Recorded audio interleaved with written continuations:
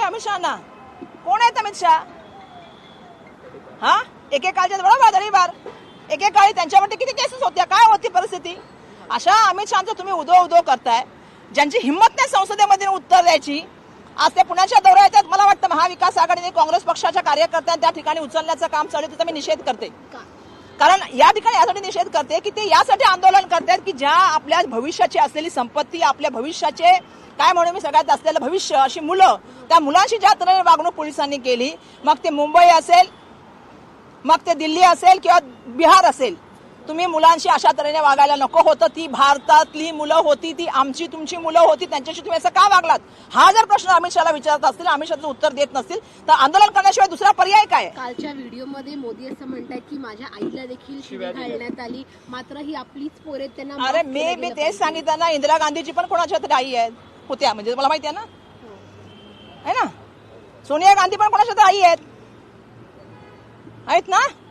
पंडित जवाहरलाल नेहरू पण कोणाचे तरी वडील होते, देशाचे पंतप्रधान होते. तुम्ही काय शब्द वापरला मी वापरू इच्छित नाही, ते संसदेमध्ये वापरला गेला, बाहेरचं बोलत नाही मी.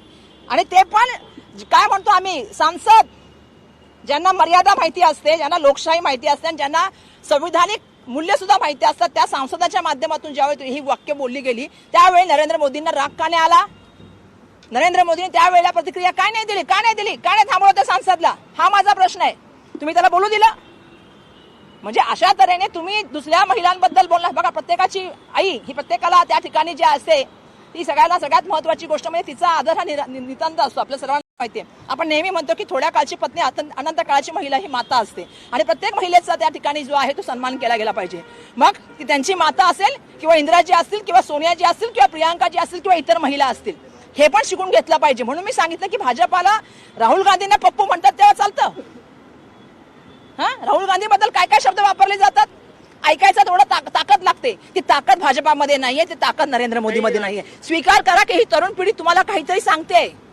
स्वीकार करा ती त्या ठिकाणी तुमच्या समोर काय म्हणणार. तुम्ही तुमचं मन की बात नेहमी ऐकायची तुम्हाला सवय लागलेली आहे. दुसऱ्यांच्या मनाच्या गोष्टी पण ऐकणं शिका. हेडगेवारांच्या निवासस्थानाच्या संदर्भात आता पोस्टाकडनं खरं तर त्यांची कार्यपुस्तिका जी आहे ती प्रकाशित करण्यात आलेली आहे. आणि दुर्दैवाने सरकारच हेगडेवारांचं आणि मनुस्मृतीचं आहे. तुम्ही काय अपेक्षा आणखी वेगळी करणार? पण लोकशाहीमध्ये लक्षात ठेवा, आज आपण ज्यांच्या जयंतीच्या निमित्ताने आलेलो त्या महापुरुषांचीच लोकशाही राहणार. छत्रपती शिवाजी महाराज, शाहू फुले आंबेडकरांचा महाराष्ट्र आणि अण्णाभाऊ साठेंचा महाराष्ट्र, तिथे हेच राहणार विचार. किती जरी प्रयत्न केला तरी मनुस्मृतीचे विचार आणि हेगडेवारांचे विचार महाराष्ट्रात आणि देशात येणार. संदर्भातला प्रश्न आहे खरं तर अनुसूचित जाती जमाती, त्या संदर्भामध्ये आम्ही ऑलरेडी बोलत आहोत सातत्याने. आणि मला असं वाटतं की हा प्रश्न सामंजस्याने काही गोष्टी बोलल्या गेल्या पाहिजे. बाबासाहेबांनी जे काही विचार मांडलेले त्याच्यावरती या तत्वज्ञानाने बोललं गेलं पाहिजे. की विरोध या संदर्भामध्ये मी माझी मतं नक्कीपणे स्पष्टपणे आधी पण मांडलेली आहेत. मला असं वाटतं मी बाबासाहेबांपेक्षा खूप छोटी आहे. बाबासाहेब खूप ज्ञानी आहेत. बाबासाहेबांनी जर काही सांगितलं तर त्याच्यामागे काहीतरी कारण असेल, आणि म्हणून बाबासाहेबांची अन्यायी अण्णाभाऊ साठे यांची जी आहे अन्याय म्हणून मी या ठिकाणी सांगू इच्छिते. हे जे लावण्याचं काही षडयंत्र चाललेलं आहे ना काही लोकांचं, कोण लावतं ते तुम्हाला पण माहिती आहे कोण लावते, ते काय सांगायची मला गरज आहे?